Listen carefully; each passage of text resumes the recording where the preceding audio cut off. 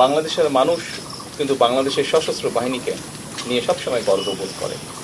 বাংলাদেশের সশস্ত্র বাহিনীকে বাংলাদেশের মানুষ স্বাধীনতা এবং সার্বভৌমত্বের প্রতীক হিসাবে বিবেচনা করে। বর্তমানে পৃথিবীতে আজকে থেকে 20 বছর, 25 বছর বা 30 বছর আগে যুদ্ধের ধরন যেমন ছিল, এখন যুদ্ধের ধরন পাল্টে গিয়েছে।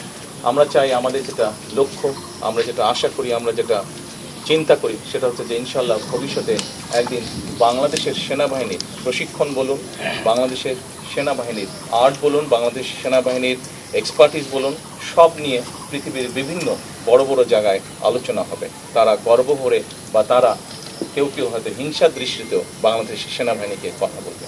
আমরা সেই দিনের অপেক্ষা করছি। সেনাবাহিনীর একটি মূল বিষয় হচ্ছে প্রশিক্ষণ, আরেকটি মূল বিষয় হচ্ছে চেইন অফ কমান্ড। এইটি আমাদেরকে, কারণ ডিসিপ্লিন রক্ষা করতে হলে অবশ্যই চেইন অফ কমান্ড আমাদেরকে মানতে হবে।